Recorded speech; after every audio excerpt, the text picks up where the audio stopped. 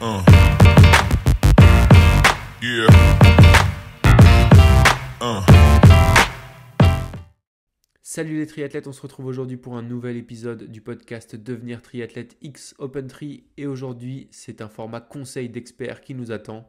Hermano et moi avons eu le plaisir de recevoir 3 invités. D'un côté de la table, Amandine et Aurélie, expertes du yoga pour les sportifs d'endurance. Et de l'autre, Yannick, récent finisher du Norseman, en t-shirt noir s'il vous plaît, qui justement a intégré du yoga pendant toute sa prépa pour le Norseman et qui va venir nous expliquer un peu les bénéfices qu'il a pu en tirer et ce que ça lui a apporté dans sa prépa. On a fait le tour du sujet pour répondre aux questions principales qu'on peut se poser en tant que triathlète, à savoir à quoi va me servir le yoga pour améliorer mes performances, comment l'intégrer dans ma prépa, quels exercices je peux commencer à mettre en œuvre pour déjà m'améliorer au quotidien. Juste avant de démarrer cet épisode, je vous partage l'article de la semaine sur le blog d'OpenTri. On s'est interrogé sur la répartition du temps effectif en triathlon. Est-ce qu'on est vraiment sur un tiers de natation, un tiers de vélo, un tiers de course à pied ? Dans les faits, pas du tout. Ça dépend pas mal des distances de course, ça dépend pas mal des dynamiques de course. Et c'est un article hyper intéressant, une étude, je dirais, sur l'impact des différentes disciplines et des transitions sur le déroulé d'une course. Je vous invite à aller regarder ça. Si vous aimez les chiffres, vous allez vraiment adorer. Et si vous voulez améliorer vos perfs, vous allez savoir où aller chercher des gains concrets. Le lien est en description de l'épisode et il est bien sûr sur opentree.fr/blog. Et enfin, si vous avez écouté nos derniers épisodes, j'espère qu'ils vous ont plu. Si vous avez appris quelque chose ou été inspiré par un parcours de nos interviewés, alors j'ai un service à vous demander pour nous aider. C'est de laisser une note, de préférence 5 étoiles sur votre appli de podcast préféré. Et ça va nous permettre vraiment de faire grandir le podcast et de se faire connaître à un nombre toujours plus important de triathlètes. Merci, bonne semaine et bonne écoute du podcast. Salut les sportifs, c'est Hermano et je suis très heureux de vous recevoir pour un nouvel épisode du podcast Devenir triathlète X OpenTri. Aujourd'hui, on va aborder un petit peu le sujet dossier du mois, même si ce n'est pas celui qu'on aborde avec Charlie d'habitude. On va parler yoga, on va parler entraînement, sport et puis les bienfaits du yoga dans le sport, dans notre entraînement et en particulier le triathlon, mais pas que. On a aussi une invitée avec qui on va parler trail, ultra trail et yoga. Tout d'abord, même si c'est pas très gentleman, je commence à présenter mon co-animateur du jour, Charlie. Salut Charlie. Salut Hermano. Allez, on va faire dans l'ordre maintenant. On va commencer par les dames. Tiens, allez, je commence avec Aurélie qui est à ma droite. Aurélie Toquet, qui est entre autres traileuse, ultra traileuse et pratiquante de yoga et instructrice yoga. Salut Aurélie. Bonjour. Bon, t'as vu, je t'ai fait dévier de tes habitudes parce qu'aujourd'hui, je t'invite sur un podcast de triathlon, alors que d'habitude, tu interviens plutôt sur le podcast de Nico, le LTP. Oui, après, il y a quand même la course à pied qui se rejoint et puis c'est quand même des sports d'endurance, donc il y a plein de choses à dire aussi bien sur le triathlon que sur le trail. Ouais, puis tu nous connais, tu nous écoutes déjà, tu m'as dit la dernière fois, notamment quand on a invité Seb Diffenbrom, qui est aussi plus un invité du LTP d'habitude, donc c'est l'occasion de joindre les deux mondes. Tout à fait, ouais. Il y a plein de points communs.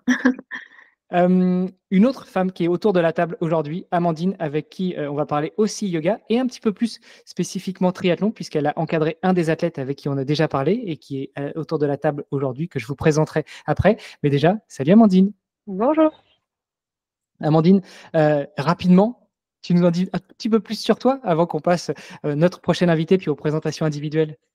Moi, donc, Amandine, je suis prof de yoga depuis quelques années. J'ai commencé, comme Aurélie, par la formation des running yogi. Mais pratiquant à côté de ça le triathlon, j'ai essayé d'adapter ce que j'ai appris au triathlon en général. Donc là, je suis un peu fatiguée que je reviens des Xterra.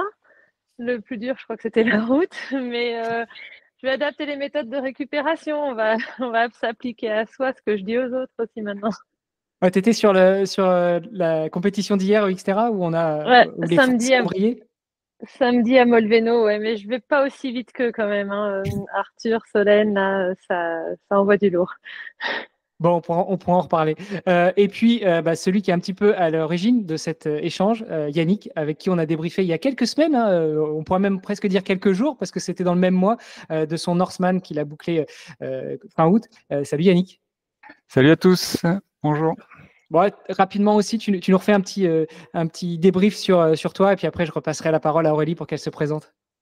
Oui, comme tu l'as expliqué, moi je suis triathlète. J'ai fait le Norseman cette année et puis ça fait une année maintenant que je suis les cours de yoga de Amandine et ça m'a apporté beaucoup de choses. On aura l'occasion de débriefer tout ça.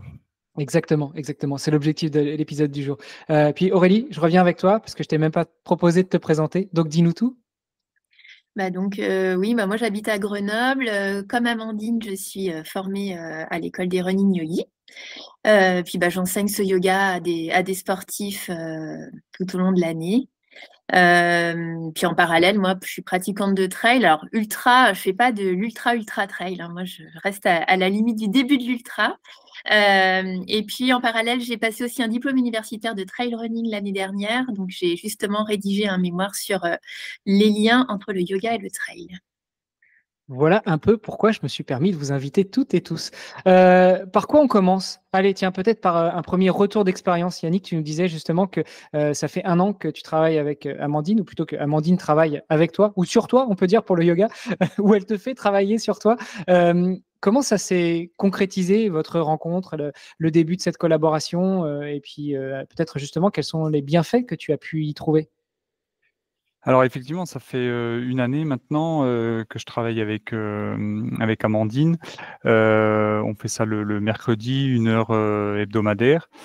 Ça m'a apporté la connaissance de la mobilité de mon corps, on va dire, parce que jusque-là, il y avait des choses dont j'avais même pas conscience et qui m'ont apporté beaucoup en course à pied notamment. Typiquement, un exemple, je courais avec le bas du corps, c'est-à-dire que vraiment genoux, chevilles, pieds et mes hanches, elles me servaient. Je me suis rendu compte au bout de quelques mois que finalement je courais pas de façon libérée au niveau des hanches et du bassin. Et en fait, ça c'est des choses que c'est le yoga qui m'a amené à développer un petit peu cette conscience cette conscientisation du mouvement de course à pied, quoi. Euh, Amandine, tu voulais rebondir peut-être là-dessus, sur le fait qu'il est devenu conscient de son corps, ou plutôt de la façon dont il courait. Ça me fait super plaisir d'entendre ça parce que dans tous les cours de yoga que je fais, que ce soit pour les sportifs ou pas, j'ai envie que les gens prennent conscience de leur corps. Et c'est fou comme même des sportifs, des fois, ont du mal à... Même pas, c'est pas l'histoire de se placer dans l'espace comme certaines, mais de sentir le maximum d'amplitude des articulations, de sentir quand ils forcent ou pas. Et du coup, vraiment, c'est ça que j'essaye de transmettre avant d'apprendre des postures ou des étirements. Je trouve que c'est le plus riche si on arrive à prendre conscience de ce qui va bien, après avoir les curseurs dans notre corps, savoir ah là ça va pas, je peux aller plus loin, faut que je ralentisse. Utiliser son corps au maximum, c'est top quoi. Toi, Aurélie, c'est des choses que tu as déjà constatées? Attends, Charlie, tu voulais peut-être intervenir. Je te coupe la parole, je te coupe la chic, Aurélie. Juste une question pour toi, Yannick. Lorsque tu as commencé, tu avais déjà une expérience en yoga ou tu démarrais tout juste? J'ai rencontré Amandine lors d'un stage triathlon et en fait, c'était donc en 2022. Donc on a fait 2-3 séances, je crois, le matin au réveil. Et puis après, je me suis en 2023, je me suis dit mais pourquoi pas creuser de ce côté-là. Et donc j'avais une petite expérience, mais vraiment très légère, avant de vraiment démarrer avec Amandine de façon hebdomadaire. Ok. Je te repasse la patate chaude, Aurélie. Toi, est-ce que c'est des choses que tu as constatées aussi? Alors, Yannick disait tout à l'heure que justement, le yoga, ça lui avait permis de prendre conscience de sa façon de courir, qui était, à son avis, pas forcément la bonne, qui courait que avec le bas de son corps. Est-ce que c'est des choses que tu as déjà rencontrées? Surtout que le trail, voire l'ultra trail, on est parfois sur une discipline encore différente de celle du triathlon. Oui, c'est vrai que lorsqu'on donne des séances, comme le disait Amandine, c'est un peu le but, c'est que on a beau pratiquer sur un tapis, l'idée c'est que ce yoga, il déborde du tapis et qu'il vienne remplir le corps pour qu'on puisse l'utiliser à l'extérieur du tapis. Et là, c'est vrai que c'est super d'entendre ce que dit Yannick, puisque le fait d'avoir conscience de son corps, de connaître au niveau postural comment on se trouve, savoir un peu dans quel équilibre on se trouve, dans quel état d'âme, c'est quelque chose qui est pas naturel. Et effectivement, c'est en pratiquant régulièrement, là, de façon hebdomadaire, donc c'est super que vous ayez pu faire ça tous les deux, Yannick et Amandine, ensemble. C'est en pratiquant que petit à petit, on va s'imprégner de ce yoga qu'on va pouvoir réutiliser au quotidien. Et c'est vrai que moi, je le vois aussi avec des personnes que j'encadre. Tout ce qu'on met ensemble en place dans les séances, je suis ravie, moi, quand on me dit « j'ai réutilisé ceci pendant ma course », ça peut être le mouvement des bras, le placement des épaules, avoir conscience de sa foulée. Et tout ça, c'est des petits plus qui font qu'on a une conscience de son corps qui est beaucoup plus forte. Justement, on parle de yoga, on parle de running. Pour moi, le yoga, ça a toujours été statique, comme tu disais. Souvent, on pratique sur tapis. Toutes les deux, vous avez une formation de running yogi. Ça veut dire quoi finalement? Alors, sans rentrer dans le détail après des différents types de yoga qui peuvent exister, mais peut-être spécifiquement sur celui-ci, la formation des running yogis. Allez, Au niveau Amandine? Alors, running yogi, moi, je l'ai faite quelques années avant Aurélie. C'est des personnes qui faisaient à la fois de la course à pied et du yoga, qui ont cherché les meilleures postures pour s'adapter. Et moi, c'est vraiment ça que j'ai retenu de cette formation, c'est s'adapter aux coureurs et du coup ensuite aux sportifs. Et maintenant, je le fais aussi pour toutes les personnes. C'est le yoga qui doit s'adapter au corps et c'est pas l'inverse. Et on se rend compte des fois quelle est la distance entre la posture qu'on imagine, comme on peut la voir faire par des profs de yoga sur les réseaux sociaux ou dans certains cours, et ce que nous, on est capable de faire en étant souvent très raide de toute la chaîne arrière en tant que coureur et sportif et puis personne assise tout le temps. Ne serait-ce que donner un exemple, le chien tête en bas, qu'on peut appeler aussi le V inversé, on se retrouve les pieds, les mains sur le tapis, les fesses en l'air. Moi, je connais presque personne dans tous mes cours qui arrive à le faire dos droit, jambe droite. La première chose qu'on apprend avec les running yogis, c'est on adapte, on plie les genoux, on le fait en fonction du but de ce qu'on veut faire et du coup, tout le monde va pouvoir le faire. Et ça, c'est vraiment hyper riche pour commencer, pour que tout le monde s'adapte, tout le monde prenne du plaisir. Au-delà du plaisir, l'objectif, c'est aussi que ça porte ses fruits, peut-être déjà pour son propre corps, mais aussi pour sa pratique du sport. Qu'est-ce qu'on adapte justement dans le yoga, ou qu'est-ce que apporte le yoga dans la pratique, en particulier de la course à pied, pour rester sur le sport, sur les mélanges entre triathlon et trail, voire dans le triathlon, parce que ne serait-ce que sur une position en vélo, par exemple, quand on est sur du long, quand on est sur un vélo de chrono, on a parfois des positions qui ne sont pas très confortables. Sur un Ironman, c'est 180 bornes tournées à 30 km/h, ce qui est déjà pas mal. Ça en fait des heures sur le vélo et souvent dans une seule et même position. Donc, qu'est-ce qu'on peut travailler dans le yoga pour améliorer tout ça? Alors moi, j'essaie d'apporter le maximum de mobilité dans toutes les articulations, qu'on ait le moins de freins possible au mouvement. Après, je peux pas trop intervenir sur la position qu'on va avoir sur le vélo, par exemple. Mais déjà, si au niveau du bassin, on a le moins de freins possible au mouvement, le moins de blocage possible, ça va aider à supporter l'effort qu'on va avoir. Après, un autre enseignement énorme du yoga auquel on ne pense pas avant de débuter, c'est le relâchement dans l'effort. Ça, pareil, la formation des running yogis, on nous l'a, comme on dit, plein de fois, et moi, je l'applique toujours. J'en ai encore parlé ce matin en cours. C'est-à-dire que tout crispé de partout, en général, on perd une énergie folle. En plus, on arrête de respirer, donc c'est le pire. On n'alimente plus notre corps en oxygène. Et s'il y a des fois, que ce soit même en natation, des fois, on se sent un peu crispé sur le vélo, et puis après, en course à pied, apprendre à relâcher les parties du corps qui n'ont pas besoin de forcer nous aide à concentrer la force sur le reste et à se sentir mieux. C'est un sujet qu'on retrouve aussi en trail, voire ultra trail, Aurélie, notamment montée, descente. Enfin, c'est rare de faire un trail tout plat sur du bitume. toi, quel conseil tu vas chercher justement ou quelle petite chose tu vas chercher dans la pratique du yoga pour apporter dans ta pratique du trail ou pour apporter comment on dit, à tes formés en yoga? Oui, à mes élèves, si on peut dire ça. Il y a une chose, on l'a un peu évoqué, il y a déjà la respiration.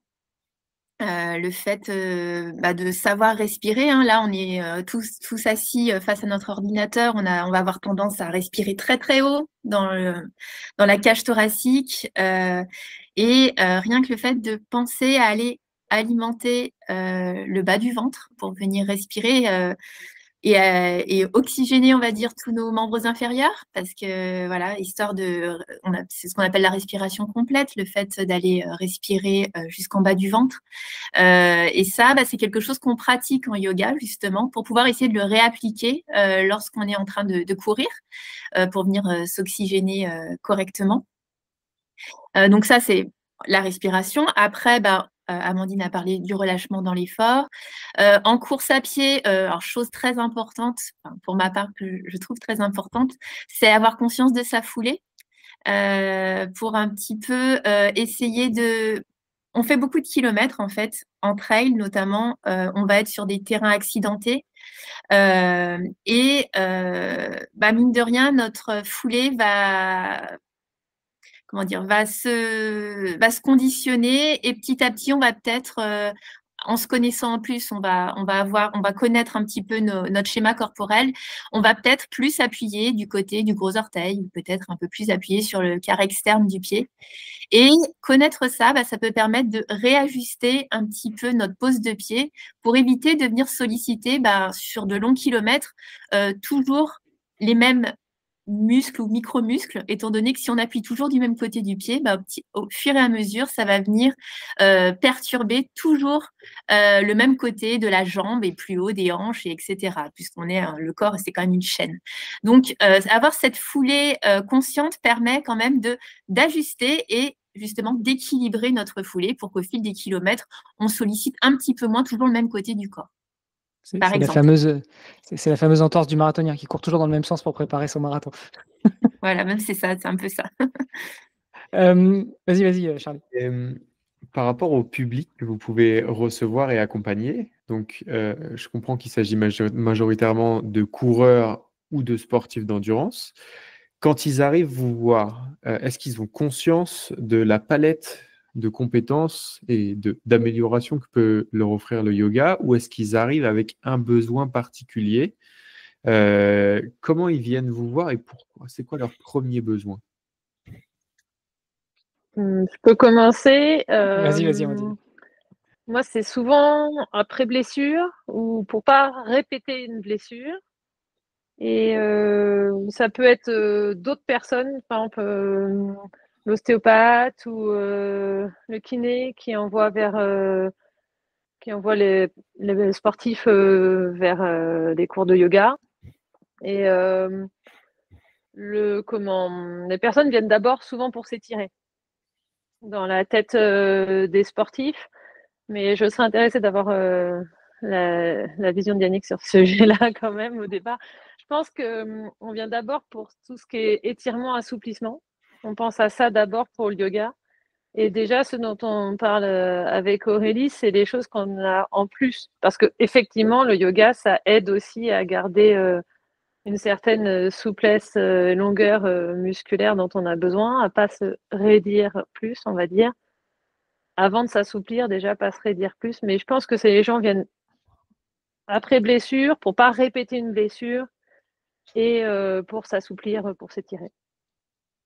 Du coup, Aurélie, ton avis à toi? Alors, moi, j'enseigne depuis un petit peu moins longtemps qu'Amandine. Donc, j'ai pour l'instant, dans les personnes que j'accompagne, j'ai pas eu trop de blessés, justement. Donc, j'ai eu par contre beaucoup de personnes qui étaient en préparation d'un objectif, par exemple, qui voulaient un peu mieux vivre leur préparation. Donc, peut-être c'est ce que vous avez vécu aussi, Yannick et Amandine, ensemble, vous pourrez nous le dire. Et puis les étirements, par contre, le fait de alors c'est savoir s'étirer, par exemple. On m'a déjà dit j'ai tendance à faire des petits étirements à droite à gauche, mais en fait, je ne sais pas si je sais m'étirer. Alors, je ne sais pas s'il y a un art de l'étirement, mais en tout cas, dans l'idée de venir dans une séance de yoga, ça permet aussi de le faire de façon accompagnée et de façon peut-être plus complète.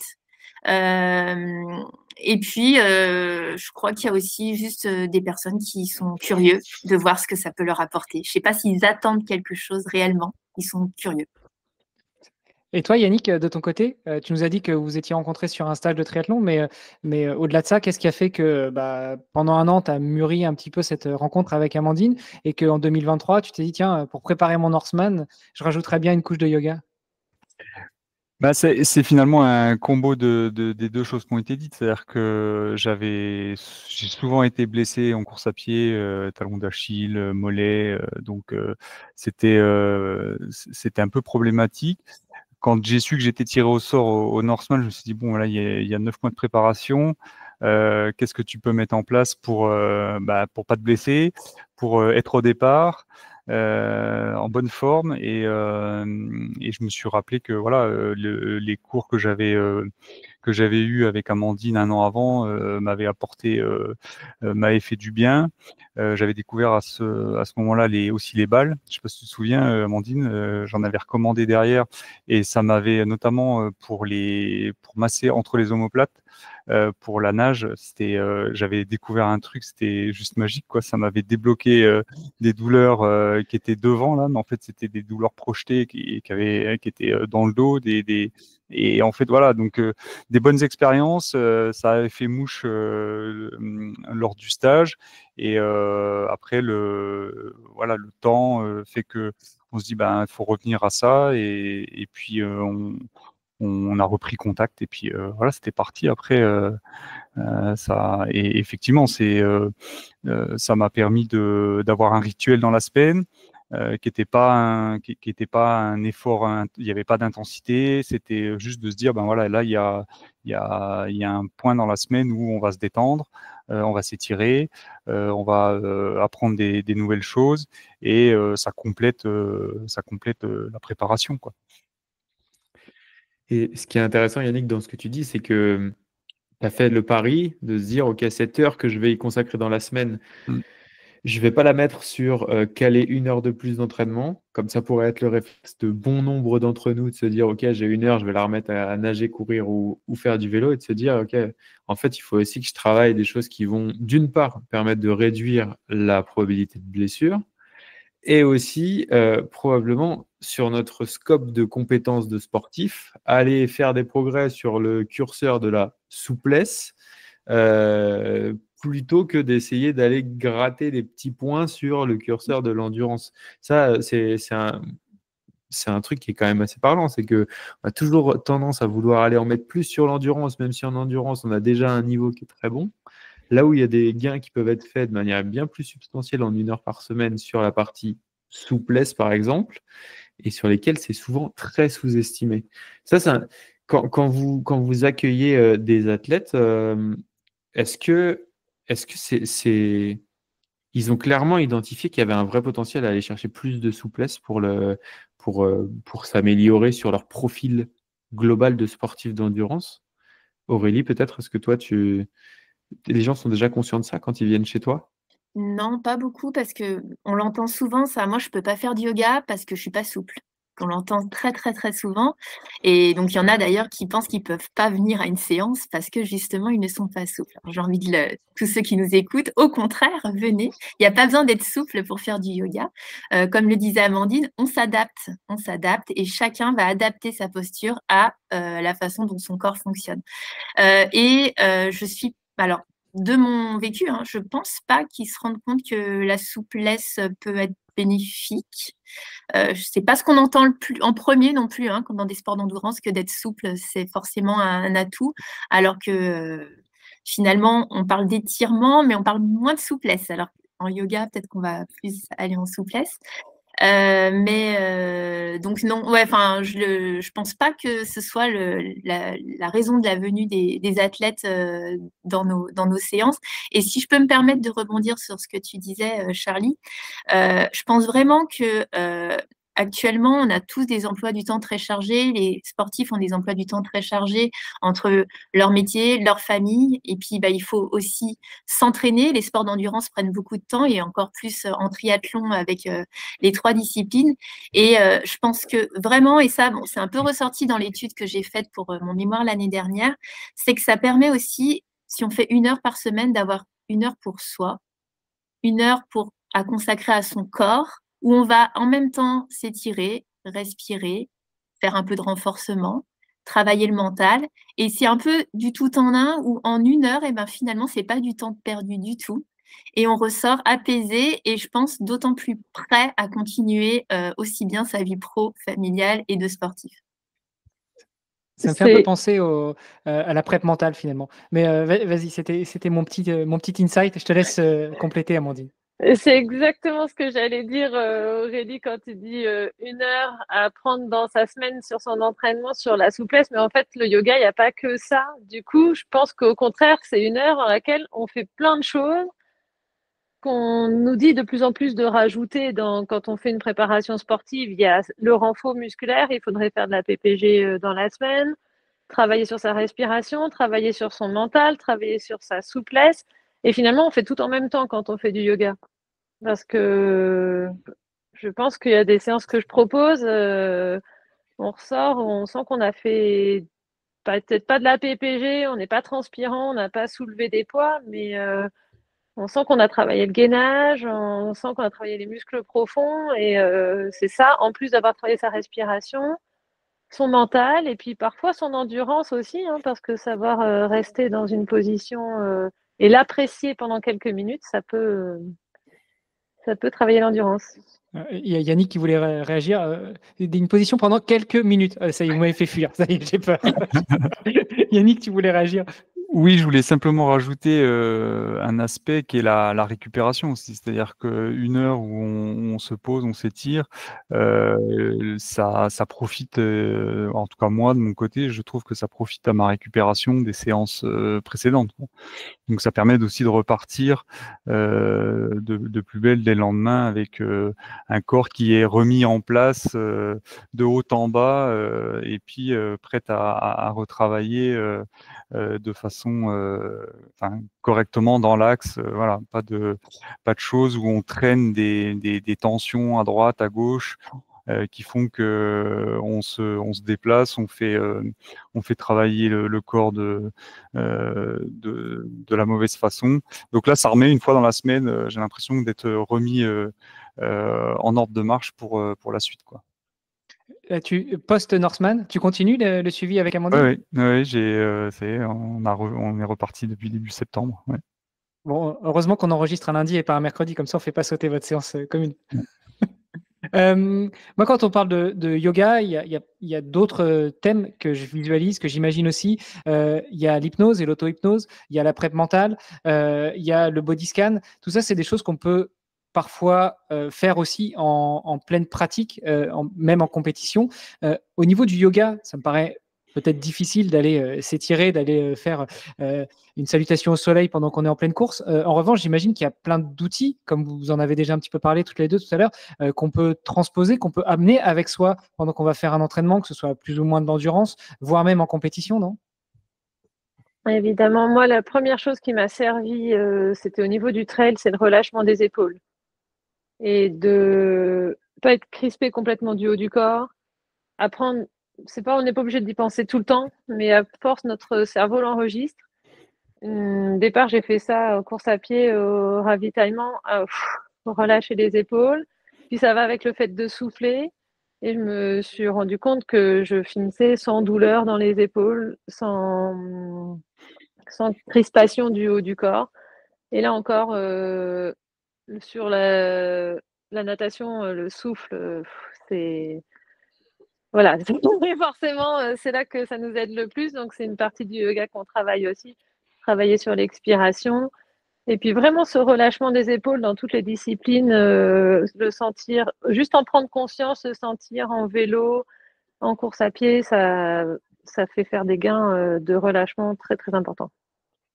Tu voulais rajouter quelque chose, Aurélie, peut-être là-dessus sur les choses tu peux ramener avec toi en pratique ou en compétition? Non, mais je rejoins Amandine, hein, c'est une des premières choses qu'on apprend dans la formation qu'on a faite, c'est que la foulée démarre dans les épaules. Donc, c'est le relâchement des épaules, ça va venir relâcher tout le reste du corps. Donc, c'est quelque chose qui est clé, je pense, mais à vélo aussi, hein, je pense que la position des épaules, ça joue aussi, pas qu'en course à pied. On a trouvé le titre de l'épisode, hein, Charlie. Hein. La foulée commence dans les épaules. C'est quelques mots, mais l'image est bien ancrée et on saisit assez vite le truc. Peut-être pour poursuivre sur ces conseils un peu pratiques, qu'est-ce que vous auriez comme conseil ou comme petits exercices à donner à quelqu'un qui est sportif d'endurance, triathlète, qui a jamais touché au yoga? Par quoi il peut commencer pour mettre un premier pied? Est-ce qu'il s'agit d'un exercice? Est-ce qu'il s'agit d'une appli? Comment est-ce qu'on peut démarrer simplement sa première séance de yoga ce soir, plutôt adaptée aux sportifs? Par quels exercices on commence? Allez, Aurélie. Ou Amandine. Allez, Amandine, tu lèves la main. Vas-y, go. Au départ, je trouve que commencer tout seul, ça me paraît difficile. Alors, je dis pas ça juste parce qu'il faut absolument venir voir un prof de yoga, mais on a un peu le problème de comprendre comment on se place dans l'espace, dans certaines postures, et est-ce qu'on va trouver les postures, la façon de les adapter à soi. Après, aller voir, essayer de trouver quelqu'un, faire tester, voir si ça nous convient, ne pas se dire ah, j'ai fait une fois, ça me plaît pas, il faut tester peut-être plein de personnes et plein de méthodes différentes. Donc pour toi, Amandine, plutôt, on démarre par une séance en physique, encadrée par quelqu'un dont c'est le métier pour pouvoir prendre ses premières bases, c'est ça? Je pense que pour être en sécurité, pour ensuite pratiquer tout seul, c'est quand même l'idéal. Quand on peut le faire, je pense que c'est mieux. Après, il y a quelques postures où moi, je vais plutôt dire, ah bah, allez, maintenant, ça, vous pouvez le faire chez vous quand vous voulez, sans aucun danger. Mais je trouve qu'au début, même si c'est pas des cours d'1 heure, ça peut être un peu plus court. Vraiment, avoir un point de vue extérieur, c'est intéressant. Ok. Aurélie, toi, tu avais d'autres choses là-dessus? Non, c'est vrai que rien n'empêche à quelqu'un déjà de se mettre une petite vidéo, d'essayer de suivre un cours en ligne, mais généralement, ce qu'on va faire tout seul devant son écran, ça va être des postures. Donc, ça va être peut-être une salutation au soleil, ça va être un chien tête en bas, enfin, peu importe ce qu'on va apprendre. Et ce qui va manquer, c'est justement ces temps où, dans un cours avec un enseignant, on va justement se poser, respirer, faire un scan corporel ou ce que, comme tu disais, Hermano. Et puis peut-être justement essayer de vivre sa posture sans simplement suivre. Et je pense qu'on ne sera pas du tout dans le même état d'esprit et on ne vivra pas du tout pareil son yoga. Et rien, voilà. Comme disait Amandine, je pense qu'il vaut mieux d'abord commencer à pratiquer de façon encadrée pour ensuite pouvoir être dans un état d'esprit pour pouvoir ensuite, si on le fait chez soi, avoir plutôt une attitude et être dans l'expérience de sa pratique et pas simplement dans suivre quelque chose et essayer de tenir ou de faire du à peu près. On ne le vivra pas de la même façon. Je me reconnais tout à fait là-dedans. Je plaide coupable, c'est que quand je fais ma séance de mobilité toutes les semaines, clairement, ça dure 30 minutes et pendant 30 minutes, j'essaie juste de suivre et de tenir la posture qu'on me donne, mais effectivement, il n'y a pas de moment d'introspection. C'est clair. Ouais, ça me fait un peu penser à une séance de natation finalement, quand on n'est pas nageur au sens technique du terme, se mettre dans l'eau et bouffer des bornes. Beaucoup de monde sait le faire. En revanche, est-ce qu'on adopte la bonne technique? Est-ce qu'on adopte une natation efficace? Si on parle du triathlon, est-ce que la distance qu'on va faire en natation, ça va pas nous crever pour la suite, le vélo et la course à pied? Donc finalement, le meilleur conseil, c'est ça, c'est peut-être aller prendre 3-4 cours de natation ou aller rencontrer quelqu'un qui est yogi déjà et qui va vous encadrer. Pas forcément vous faire peur. Allez-y juste voir et il va vous guider un petit peu. Et si je peux rajouter. Vas-y, pardon, comme dit Aurélie, en plus, en tant que sportif, on a toujours tendance à vouloir en faire plus. Alors que des fois, dans un cours de yoga, il faut en faire moins. Et puis, juste pour rajouter, enfin, je sais pas pour toi, Amandine, mais moi, j'ai beau enseigner le yoga, je continue justement à aller, moi, dans des cours de yoga pour justement avoir ce lâcher-prise et pas toujours être, voilà, pour se laisser aller aussi un petit peu. Je sais pas ce que Yannick en pense, peut-être que tu pratiques tout seul chez toi aussi. Alors, les cours avec Amandine, c'est en visio. Donc, effectivement, je le fais chez moi, mais c'est en direct. C'est-à-dire que finalement, voilà, c'est comme si j'étais dans la salle. Après, c'est vrai que le fait, c'est une des seules disciplines finalement, ou des temps dans la semaine où justement on peut en faire un peu moins. C'est-à-dire que Amandine nous dit souvent, si vous n'arrivez pas à le faire comme ça, faites-le genou plié.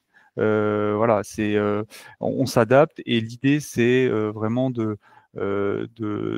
sentir l'exercice, et pas spécialement de performer dans l'exercice, d'aller chercher. Alors oui, il faut se grandir, oui, il faut tourner la tête alors que finalement c'est pas très naturel. Voilà, faire un mouvement qui est pas naturel, mais ne pas forcer. Et c'est presque tout l'inverse de ce qu'on voit dans les séances de vélo, de course à pied, d'intensité, ou même si bon, c'est structuré, hein, mais je dis, il y a plus ce côté où on pousse plus fort, on tire plus fort pour aller performer. Là, c'est complètement différent, et finalement, c'est aussi un soulagement de pouvoir avoir une discipline dans la semaine où on le fait sérieusement, on fait les choses, mais pour autant, il n'y a pas d'objectif de temps, il n'y a pas d'objectif de vitesse, il n'y a pas d'objectif de puissance, et ça, c'est rassurant, et ça, on y va vraiment détendu. Il n'y a pas la peur de se louper, quoi. On se loupe jamais en fait dans les cours de yoga. Au pire, on trébuche et on se prend la table basse, mais ça, il faut écarter les meubles, quoi.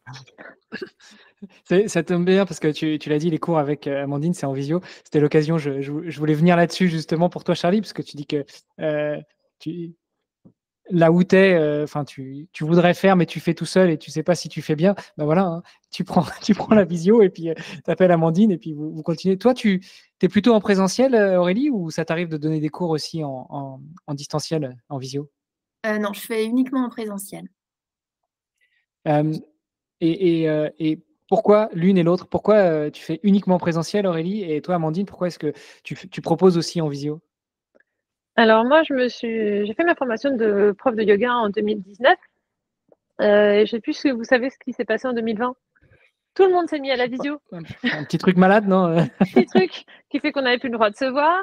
Et donc, après avoir commencé quelques cours en présentiel ici dans ma ville, j'ai accroché à la visio parce que moi, j'ai continué aussi à me former dans plein de domaines de yoga. Et à ce moment-là, j'ai eu l'occasion de pratiquer, moi, du yoga en visio. Et les personnes que j'ai vues déjà autour de moi se sont dit pourquoi pas le faire en visio. J'ai proposé ça au départ un peu pour s'amuser. Et puis il se passe aussi que j'habite dans une petite ville. Alors même si je vais déménager prochainement, pour l'instant, j'avais pas une communauté de coureurs autour de moi qui étaient prêts à se retrouver tous les jours à la même heure. Par contre, j'arrive à trouver cette communauté un peu plus en visio. Et même si en visio, j'ai beaucoup de gens locaux que je connais, il y a quelques personnes qui habitent un peu plus loin, comme Yannick. Et ça leur permet de participer. Sinon, c'est le seul cours de la semaine que je fais, celui qui est spécifiquement pour les sportifs, qui se fait en visio. Le reste de ma semaine, je pratique les cours en présentiel. Ouais, parce que finalement, ça rajoute une difficulté. On disait justement que parfois, le yoga va nous permettre de prendre conscience de notre corps, mais si c'est en visio, comment est-ce que tu t'assures, pas t'assurer, mais comment est-ce que tu accompagnes tes élèves pour que ils prennent conscience de leur corps, pour qu'ils fassent pas le mauvais geste, pour qu'ils ressentent peut-être là où si tu faisais en présentiel, tu pourrais guider avec tes mains en baissant un peu la tête, en baissant un peu le bassin, en touchant tes élèves? Oui, alors j'ai deux axes de réponse pour ça. Il y a le fait que des fois, la visio, c'est mieux que rien. C'est peut-être pas aussi bien que de venir en salle. mais ça convient mieux à certaines personnes. Alors, en rigolant aux gens qui me disent: «Ah non, jamais la visio», moi je compare ça au restaurant. Soit tu vas manger au restaurant, soit tu prends à emporter. Tu as le même plat, tu as pas la même expérience, mais des fois, tu peux pas aller au restaurant parce que tu as tes enfants, parce que c'est tard le soir, parce que ça t'évite de faire du trajet. Et en plus, bon, mes cours étant en direct, je trouve que j'arrive à adapter un peu. Alors, je vois pas tout le monde, je peux pas corriger, mais pour certaines personnes, c'est peut-être mieux que d'aller en salle où ils le feraient pas. Donc ça, c'est mon premier point de réponse. Et deuxième, c'est que même en salle, en fait, je ne touche pas les gens. Et de moins en moins. Plus je pratique comme professeur de yoga, moins je vais toucher les gens. Il y a peut-être eu l'histoire de la pandémie qui est passée par là, mais pas seulement. C'est qu'en fait, on disait au début du podcast, moi, ce qui m'importe, c'est que les gens prennent conscience de leur corps. Et en fait, c'est le principe de si je le fais à ta place, si je vais toujours toucher ton bassin dans le chien tête en bas pour remonter, pour plier les genoux, etc., tu vas le corriger, mais tu corriges cette fois et la fois d'après, tu fais la même. Alors que si moi, je vais le répéter et je me déplace de mon tapis parce que je suis là pour que les gens ne se blessent pas, évidemment, quand on est en présentiel, mais je vais plutôt répéter l'instruction pour que la personne comprenne et que ça passe par les oreilles et pas par le toucher, en fait. Donc, ce problème-là ne se pose pas entre la différence entre présentiel et la visio. Et toi, Aurélie, tes préférences, est-ce que c'est une question logistique, pratique, ou tu n'as pas été confrontée à des demandes à distance? Ouais, j'ai pas été confrontée à des demandes. Moi, j'ai été formée post-Covid, donc aussi ça, j'ai pas connu cette, on va dire, cette obligation d'être passée par là, qui peut-être m'aurait permis de le développer. Et j'ai eu la chance de tout de suite pouvoir ouvrir une section yoga dans l'association de course à pied à laquelle j'appartiens. Donc, du coup, j'ai un groupe qui fonctionne bien. Et comme c'est pas non plus, c'est pas mon emploi principal, c'est un vrai plaisir en fait pour moi de retrouver aussi mes petits groupes. Donc, c'est quelque chose auquel je tiens. Et donc, j'ai jamais eu l'occasion d'essayer en visio. Donc voilà, mais je rejoins Amandine. C'est un type de yoga qu'on enseigne où on n'essaie pas de faire la posture parfaite. Donc on corrige assez peu manuellement en fait les personnes. On est plus dans le ressenti et amené à faire une posture plutôt par les paroles que par rectifier de façon manuelle. Toi, Yannick, si je comprends bien, tu as fait quelques cours d'essai, quelques séances d'essai en 2022 quand tu as rencontré Amandine sur un stage. Après, elle a continué à t'accompagner à ta demande. Donc, du coup, tu as fait un peu des deux, un peu de présentiel et un peu de distanciel? Oui, c'est ça, c'est ça. J'ai fait les deux et clairement en 2023 et encore aujourd'hui en 2024, s'il n'y avait pas la possibilité de le faire en visio, je suis pas certain que je serais dans un cours de yoga aujourd'hui, vu l'emploi du temps type Tetris que j'ai pour tout caser. Là, clairement, le fait que ce soit en visio m'aide à le caser dans la semaine, c'est un peu vaut mieux ça que rien, quoi, finalement. Et pour l'instant, ça me satisfait tout à fait, quoi. Peut-être Amandine et toi, Yannick, quand tu as commencé il y a 1 an, tu te souviens de ce que ça donnait les premiers cours? Est-ce qu'il y a des trucs sur lesquels tu étais très en difficulté? Et qu'est-ce que ça donne 1 an plus tard? Sur quoi tu sens que tu as progressé? Alors, à la fois sur les exercices en tant que tels de yoga, mais aussi sur ce que ça peut impliquer sur tes 3 activités de triathlète.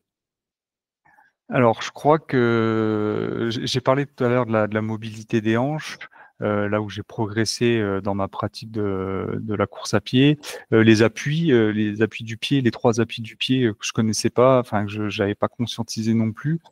Ça m'a aidé. Et alors, je m'en sers en course à pied, aussi par rapport à la réflexion de tout à l'heure sur je cours et je fais attention à mes appuis pour compenser un petit peu ou pour équilibrer et éviter de déclencher des inflammations plus haut dans la chaîne postérieure. Donc ça, je l'utilise, mais ça me sert aussi dans les postures de yoga où je perdais l'équilibre. sur les premières. Aujourd'hui, voilà, c'est plus naturel de sentir le pied dans le tapis.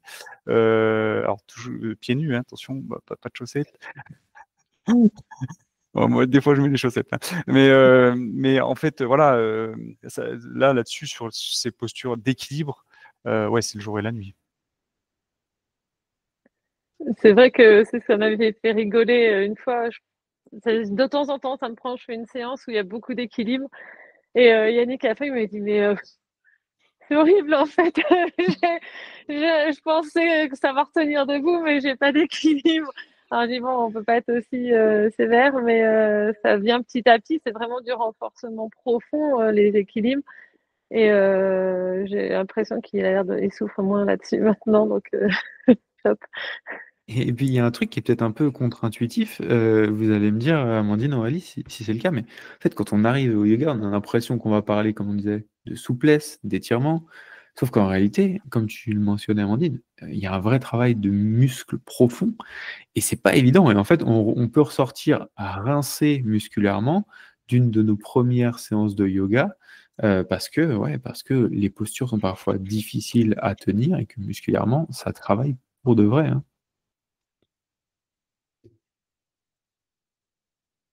Je sais pas si Aurélie voulait y aller d'abord. Ah, comme tu veux. Vas-y, si tu veux. Moi, c'est vrai que j'aime aussi quand on me dit la semaine d'après, semaine dernière, j'ai senti que j'avais travaillé. C'est-à-dire que c'est pas parce qu'on a des courbatures qu'on a bien travaillé, hein. C'est pas ça. C'est juste des fois dans le ressenti, on sent que on a quand même fait une séance, quoi.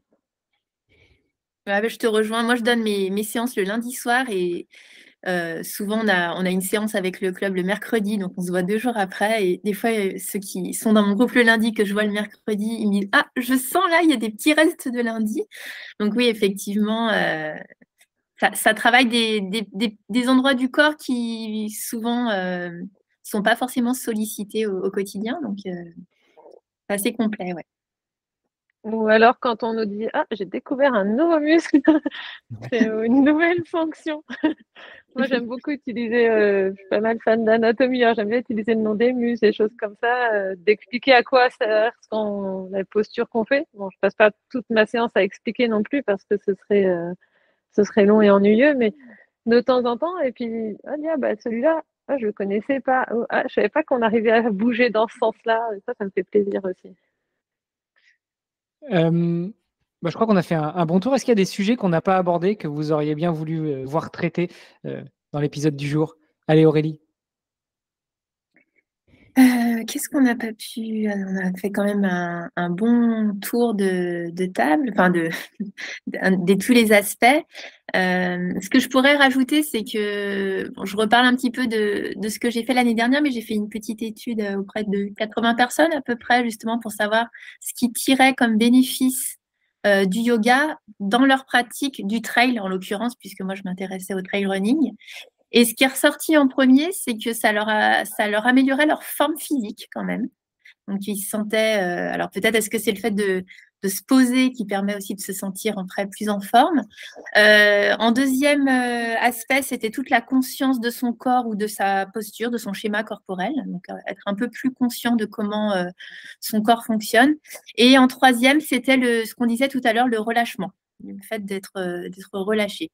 Donc, c'est là où on voit que, mine de rien, cette pratique est assez complète et a quand même des incidences qui vont au-delà de simplement le physique ou le fait de faire des postures. C'est beaucoup plus fin, c'est beaucoup de ressenti quand même.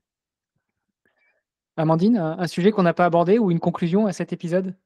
Moi, ce qui me fait plaisir, c'est quand les gens emmènent le yoga en dehors de leur tapis. On dit des fois aussi dans les formations de yoga, le cours de yoga commence quand on roule le tapis à la fin. Et on nous a carrément appris, nous, à être en yoga, pas seulement à faire du yoga. Donc, c'est aussi un état d'esprit.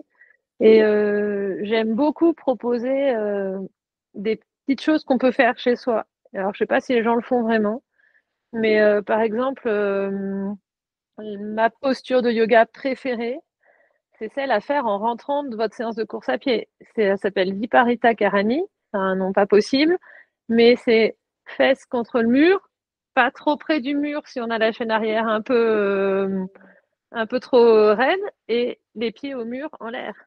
Il n'y a rien de meilleur.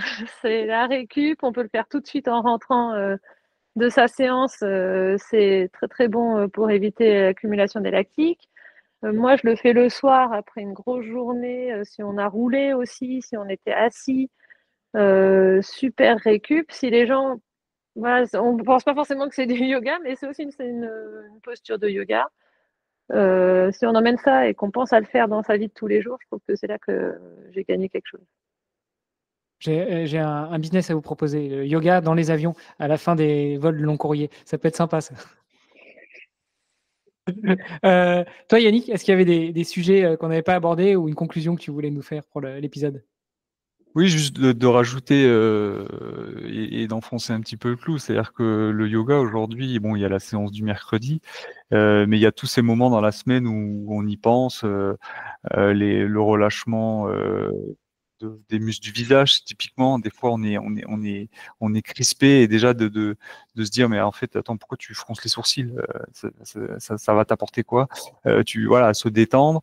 Ensuite, il y a des postures, celles où on est à plat ventre, les bras en croix, le genou remonté sur le côté au niveau de la hanche.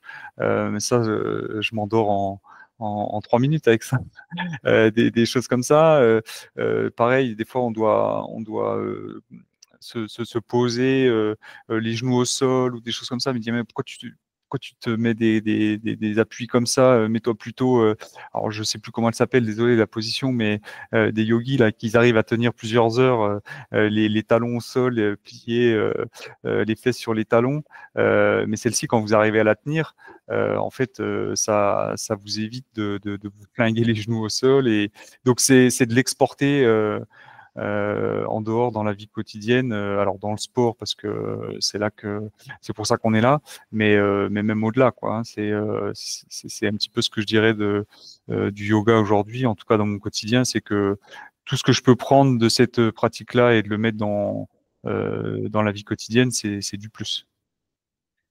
Charlie, tu veux conclure parce qu'il te reste 2 minutes avant de devoir filer. Non, mais je pense que les mots de Yannick résonnaient juste et je pense ils vont. Voilà. C'est chouette d'avoir le témoignage de Yannick qui représente bien aussi le triathlète qui se met à ça, qui au bout d'un an est capable de nous témoigner des bénéfices que ça peut avoir. Donc non, on a fait un beau tour de la question et je pense que ça va donner envie à nos auditeurs, à nos auditrices qui n'ont pas encore passé le pas d'aller pousser la porte de leur premier cours de yoga, ouais, je pense. Moi, je conclurai juste en disant que pour moi, le triathlon, c'est une hygiène de vie, mais c'est aussi un état d'esprit. Et finalement, le yoga, je comprends que c'est un peu pareil, et puis qu'on peut très bien ramener cet état d'esprit, cette hygiène de vie, ce mode de vivre, de penser, de respirer, de profiter, carpe diem, aussi dans le sport, en particulier dans le triathlon ou dans le trail. Allez, juste pour terminer, où est-ce qu'on vous retrouve, mesdames, si on habite à côté de Grenoble et qu'on veut tester avec toi, Aurélie, ou si on est prêt à tester en visio avec toi, Amandine? Allez, Aurélie. Pour ma part, ma petite auto-entreprise s'appelle D+ Yoga. Donc vous me retrouverez sous ce petit nom-là. Et puis j'interviens sur Grenoble et les alentours, et puis dans certains stages sportifs ou stages de trail dans la région grenobloise. Amandine? Donc moi, mon entreprise, c'est yoga en tout sens, en 4 mots.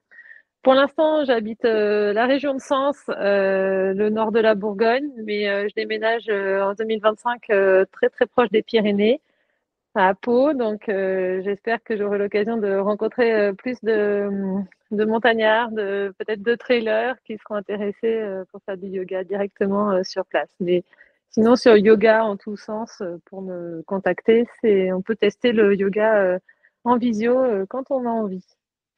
Bon, et toi, Yannick, alors ça, c'est pas forcément pour faire du yoga avec toi, quoique peut-être, mais ton prochain objectif où on pourra te croiser et que tu nous expliques comment tu mets le yoga en pratique? Moi, c'est le gros objectif de fin de saison, c'est les finales 73 à Topo. Voilà, donc c'est pour ça que je continue le yoga. Enfin, voilà, c'est parce que je sais que ça va me servir autant que les séances du coach, quoi. Super. Bon, et Charlie, on te retrouve sur OpenTree. Et puis OpenTree, c'est aussi là où on va chercher toutes les infos si on a besoin. Et aussi une licence si on veut être licencié dans un club virtuel, pour ainsi dire, où on n'a pas forcément la capacité de s'entraîner dans des structures, mais où on peut suivre les plans d'entraînement d'OpenTree, n'est-ce pas? Exactement. Il vous reste quelques semaines pour ça. On vous attend. Super. Merci à tous. Bon après-midi, bonne fin de journée, bonne séance pour ceux qui n'ont pas encore commencé. Et puis on se donne rendez-vous la semaine prochaine pour un nouvel épisode.